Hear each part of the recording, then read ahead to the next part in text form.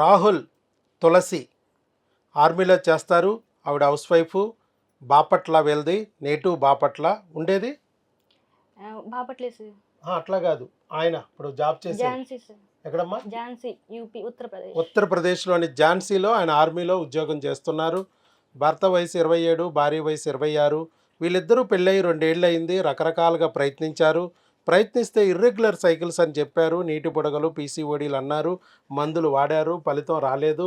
ఈలోపు యూట్యూబ్లో వీడియో ఎవరు చూసారమ్మా? నువ్వా మీ ఆయన? నేనే సార్. నువ్వే చూసావు.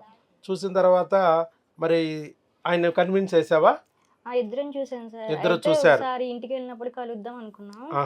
ఇంకా సరేలే అని చెప్పేసి వచ్చాం సార్. ఒకసారి 1 మంత్ తీసుకున్నాం. ఓకే, ఆయనకి సెలవులు ఇవ్వగానే ఇటు వచ్చారు. సరే, ఇక్కడ ఏదో డాక్టర్ గారు న్యాచురల్ ప్రెగ్నెన్సీ అంటున్నారు, ప్రయత్నిద్దాం. ఐవీఎఫ్ లేదు, ఆపరేషన్ లేవు, లాప్రోస్కోపీలు లేవు, హిస్ట్రోస్కోపీలు లేవు, పొట్టలో గొట్టాలు లేవు, కత్తులు పెట్టి కర్ర కోసేయడాలు లేవు. ఎందుకంటే నిన్నే కదా హింస పెట్టేది. ఏం చేసినా నీకే హింస. అందుకని లేడీస్కి బాధ ఎక్కువ ఉంటుంది, వాళ్ళే ఎత్తుక్కుంటారు ఎక్కువగా. నాన్ సర్జికల్ చక్కగా న్యాచురల్గా వచ్చే మార్గం ఏంటని ఎత్తుక్కున్నారు, మన దగ్గరికి వచ్చారు, టెస్టులు చేయించుకున్నారు, భార్యాభర్తలు మందులు తీసుకెళ్లారు, వాడుకుంటూ ఉన్నారు. 2 నెలలు క్రిములకు వాడారు, 2 నెలలు హార్మోన్లకు వాడారు. చక్కగా ప్రెగ్నెన్సీ కన్ఫామ్. మనకి దేంట్లో అమ్మా, ఈ టెలికాలర్ ద్వారా కాంటాక్ట్ అయ్యారు కదా. కాంటాక్ట్ అయితే మన వాళ్ళు స్కాన్ పెట్టారు. ఈ స్కానింగ్ చేయించుకోండి, మాకు పెట్టండి అన్నారు. అక్కడే మీరు యూపీలోనే స్కానింగ్ చేయించుకున్నారు. ఇదిగో హిందీ భాష, దేశ భాష హిందీ భాష.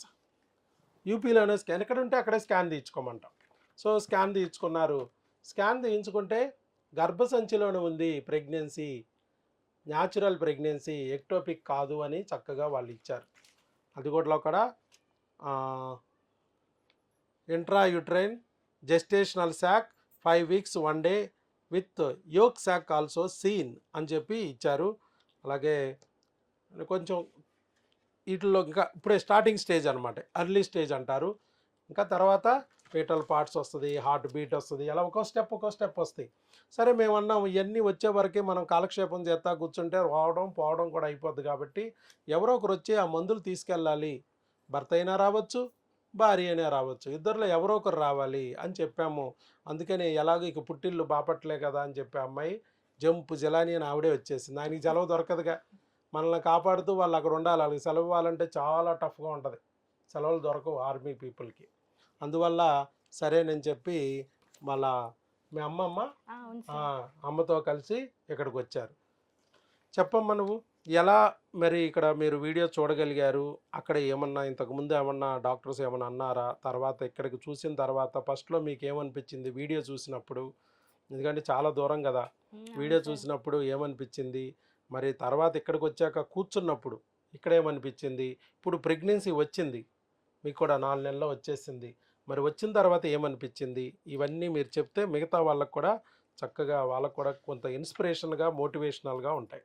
మీ వీడియో మేము యూట్యూబ్లో చూసి వచ్చాము సార్. ఇక్కడికి వచ్చిన తర్వాత మీ కౌన్సిలింగ్ విన్నాము.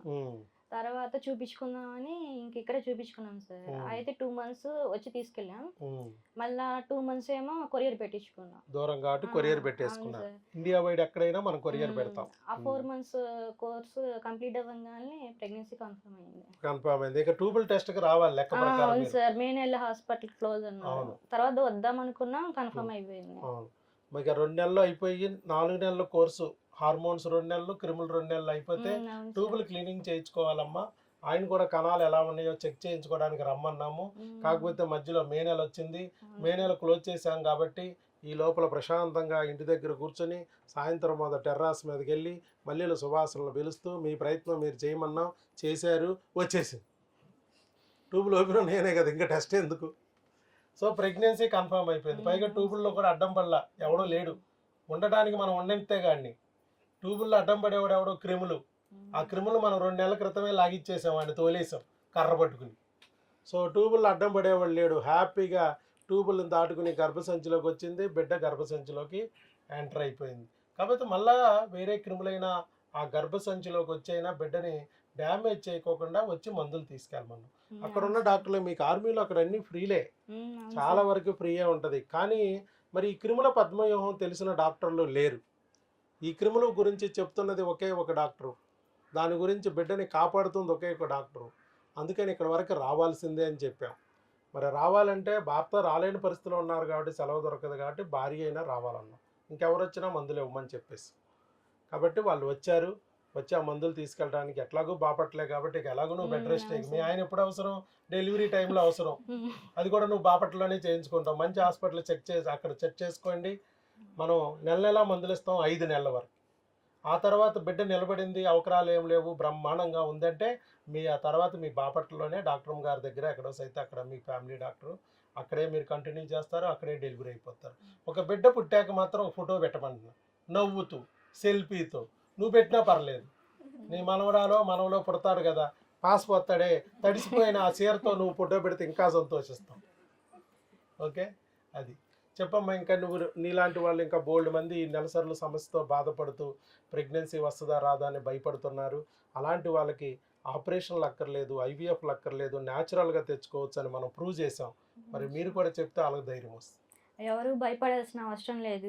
సార్ ఇచ్చిన టాబ్లెట్స్ వాడితే న్యాచురల్గానే ప్రెగ్నెన్సీ వస్తుంది. ఇంతవరకు నెలలు ఇంతవరకు ఇర్రెగ్యులర్గా వచ్చాయి కదా, అప్పుడు ఏమనిపించేది నీకు? అంటే 40 డేస్కి అలా వస్తుంది. అవును, కొంచెం డేట్లు కొంచెం దాటుతూ ఉండేవి. దాటినప్పుడల్లా ప్రెగ్నెన్సీ వచ్చిందని కిట్ వేసుకోవడం, కిట్లేనేమో నెగిటివ్ రాగానే భయారం అంటాం. ఇలా జరిగింది. ఇప్పుడు ఫస్ట్ టైం 2 గీతలు వచ్చినాయి. ఆ 2 గీతలు ప్రెగ్నెన్సీ అని కూడా కన్ఫర్మ్ అయింది. సో హ్యాపీయా? ఆల్ ది బెస్ట్ అమ్మా. అలాగే ఒక లోకరక్షకుడు మీ ఆయన కూడా ఒక లోకాన్ని రక్షించే వ్యక్తిగా ఉన్నాడు. అలాగే ఈ భూప్రపంచాన్ని రక్షించే ఒక రక్షకుడో పాలకుడో నీ కడుపులో నుంచి పుట్టాలని ఆశీర్వదిస్తున్నాం. God bless you. శీఘ్రమేవ సుపుత్రిక ప్రాప్తిరస్తు. ఇంకేమైనా చెప్పాలంటే చెప్పచ్చు. రైట్.